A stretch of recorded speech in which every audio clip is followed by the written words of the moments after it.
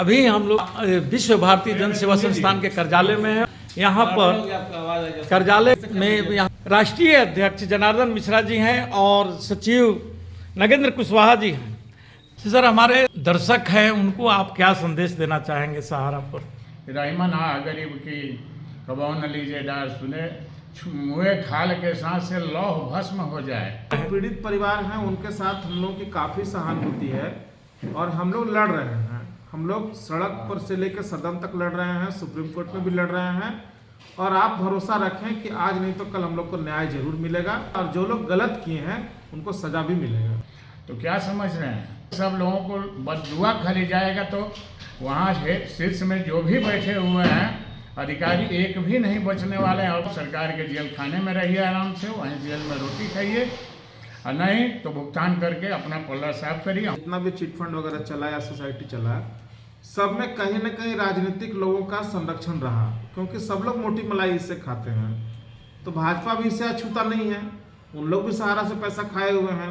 केंद्र सरकार तो सहारा प्रबंधन को लगातार संरक्षण देने का काम किया, नहीं तो आज ये मामला कब का खत्म हो गया होता। अभी आप देखिए ना, 5,000 करोड़ रुपये माननीय अमित शाह जी के द्वारा एस्क्रो अकाउंट से निकाला गया। वो लगभग 2 साल होने को चले, 5,000 करोड़ रुपया में से लगभग 1,200 करोड़ रुपया का ही भुगतान हुआ। और उसी पोर्टल को दिखा करके देश भर में लोग वोट मांगते हैं और जो लोग लीगल तरीके से केस करने जा रहे हैं कोऑपरेटिव पर, तो उनको पोर्टल का रास्ता दिखा जा रहा है कि पोर्टल पर आप चले जाइए, और पोर्टल पर जा रहे हैं तो वहाँ क्लेम रिजेक्ट हो जा रहा है। 99% लोगों का क्लेम रिजेक्ट हो गया। तो ये सहारा प्रबंधन को बचाने के लिए अमित शाह जी के द्वारा लाया गया था। इसका लाभ सहारा प्रबंधन को मिला, न कि आम जनता को। अभी ना उसको संरक्षण दे रहे हैं। अब बताइए कि पोर्टल बना, पोर्टल पे लोगों का डाटा सहारा प्रबंधन के द्वारा नहीं दिया गया और सहारा ने लिख के दिया था कि अगर हम गलत कुछ भी करेंगे, अगर हम डाटा गलत दे रहे हैं या डाटा नहीं दे रहे हैं तो भारत सरकार मेरे पर कार्रवाई कर सकता है। तो आप क्या 2 साल में कभी सुने कि सहारा के किसी भी सोसाइटी के अधिकारी पर अमित शाह जी गिरफ्तारी किए या उन पर हाथ डाल पाए, जबकि पूरा डाटा ही गलत है और डाटा दिया ही नहीं गया। अगर डाटा दे दिया गया होता तो ये 5,000 करोड़ रुपया कब का आपका डिस्बर्समेंट हो गया होता। कुशवाहा साहब, ये बताइए कि जो आप लोग सुप्रीम कोर्ट में जो याचिका डाले हैं उससे लोगों का क्या फायदा होने जा रहा है?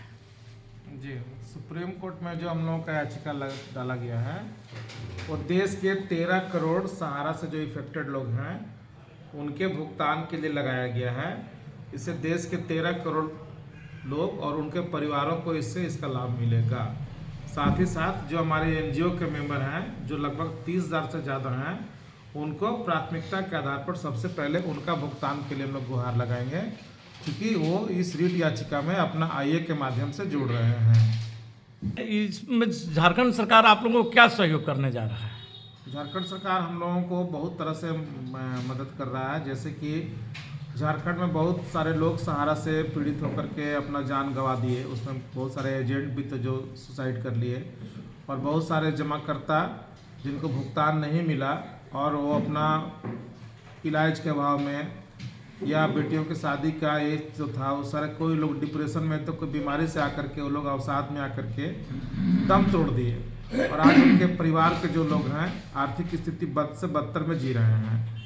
इसलिए इन लोगों के लिए हम लोगों ने मुआवजा का मांग किया था, जिससे झारखंड सरकार ने स्वीकार कर लिया है और सबको मुआवजा दिलवाने का काम कर रहा है। दूसरा, जो सुप्रीम कोर्ट में विश्व भारती का जो केस लगा हुआ है, उस केस में भी लीगल तरीके से एक आईए झारखंड सरकार की ओर से लगाया जाएगा, जिससे कि वो केस मजबूत होगा और झारखंड के साथ साथ तमाम देश के लोगों को उस केस से लाभ मिलेगा।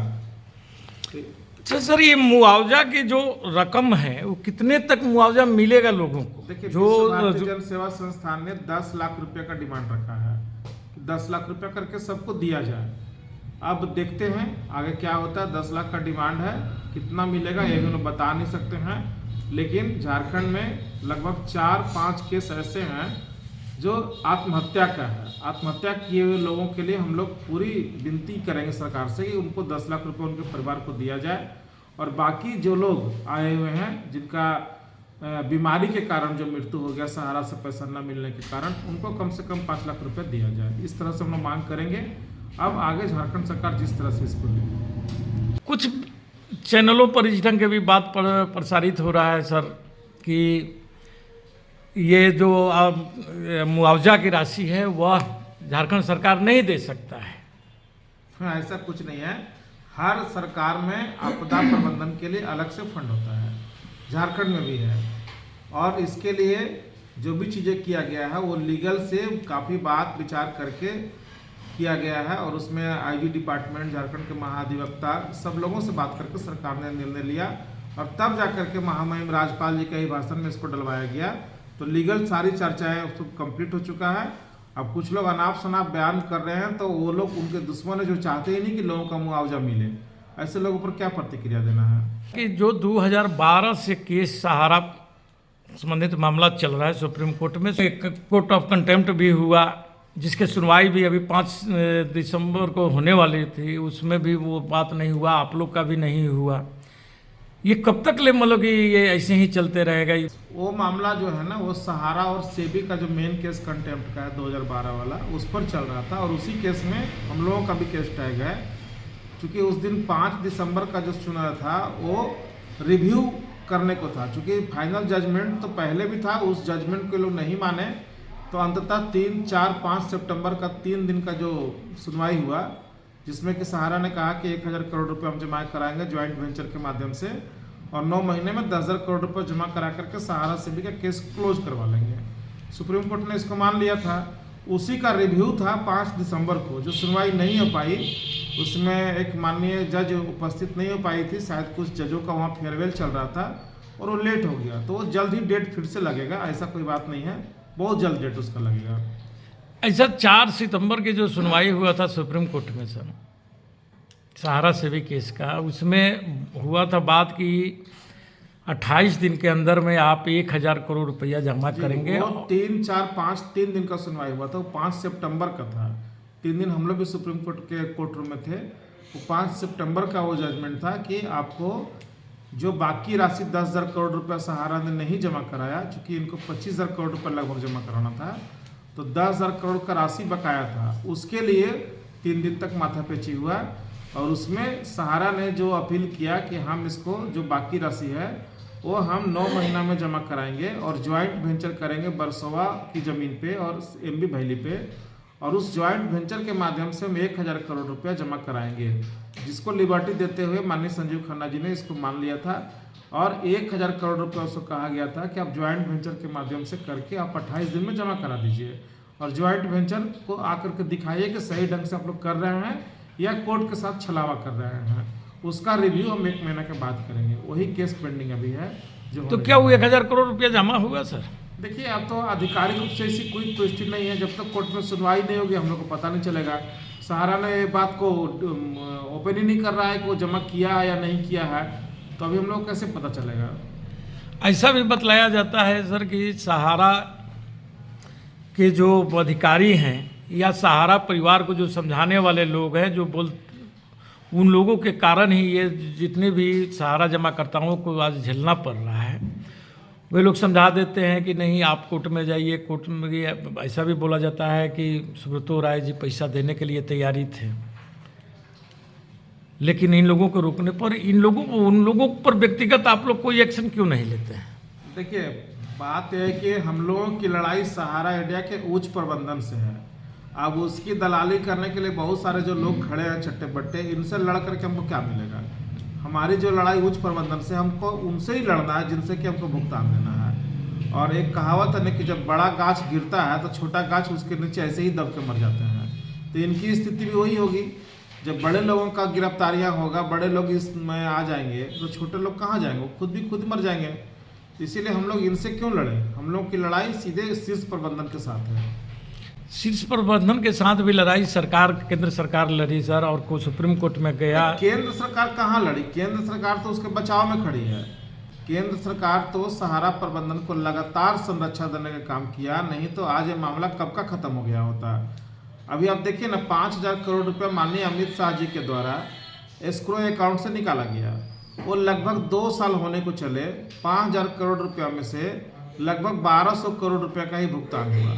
और उसी पोर्टल को दिखा करके देश भर में लोग वोट मांगते हैं, और जो लोग लीगल तरीके से केस करने जा रहे हैं कोऑपरेटिव पर, तो उनको पोर्टल का रास्ता दिखाया जा रहा है कि पोर्टल पर आप चले जाइए, और पोर्टल पर जा रहे हैं तो वहाँ क्लेम रिजेक्ट हो जा रहा है। 99% लोगों का क्लेम रिजेक्ट हो गया। तो ये सहारा प्रबंधन को बचाने के लिए अमित शाह जी के द्वारा लाया गया था। इसका लाभ सहारा प्रबंधन को मिला, न कि आम जनता को। सर सीआरसी पोर्टल जो बनाया गया है, सीआरसी पोर्टल पर जब इतनी त्रुटियां हैं और उसके बारे में यह भी बतलाया जाता है कि इसका कोई भी गजट नहीं पास हुआ, कोई सूचना नहीं दिया गया, और बार बार लोग के द्वारा मांग भी किया जाता है, आखिर ऐसा केंद्र सरकार क्यों कर रहा है? ये जानबूझ के उनको बचाने के लिए कर रहा है ना। चूंकि देखिए इस देश में आपको तो पता है कि जो भी इस तरह की कंपनियां होती है, जितना भी चिट फंड वगैरह चला या सोसाइटी चला, सब में कहीं ना कहीं राजनीतिक लोगों का संरक्षण रहा, क्योंकि सब लोग मोटी मलाई इससे खाते हैं। तो भाजपा भी इससे अछूता नहीं है, उन लोग भी सहारा से पैसा खाए हुए हैं, तभी ना उसको संरक्षण दे रहे हैं। अब बताइए कि पोर्टल बना, पोर्टल पे लोगों का डाटा सहारा प्रबंधन के द्वारा नहीं दिया गया, और सहारा ने लिख के दिया था कि अगर हम गलत कुछ भी करेंगे, अगर हम डाटा गलत दे रहे हैं या डाटा नहीं दे रहे हैं, तो भारत सरकार मेरे पर कार्रवाई कर सकता है। तो आप क्या 2 साल में कभी सुने कि सहारा के किसी भी सोसाइटी के अधिकारी पर अमित शाह जी गिरफ्तारी किए या उन पर हाथ डाल पाए, जबकि पूरा डाटा ही गलत है और डाटा दिया ही नहीं गया? अगर डाटा दे दिया गया होता तो ये 5,000 करोड़ रुपया कब का आपका डिसबर्समेंट हो गया होता और लोगों को कुछ तो राहत मिलता। तो ये सीधे सीधे अमित शाह जी और भाजपा की सरकार जो केंद्र में है, वो उनका बचाव में खड़ी है ये पोर्टल के बहाने से। सर आप राष्ट्रीय अध्यक्ष हैं और ये जनार्दन मिश्रा जी हैं, सर सहारा पर आप क्या कहना चाहेंगे?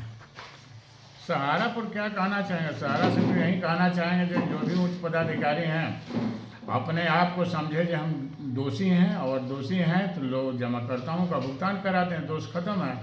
नहीं तो सीधा सीधे एक रहीमन कभी कहे हैं ना, रहीमन आ गरीब की कबौ न लीजिए डार सुने, मुँहे खाल के साथ से लौह भस्म हो जाए।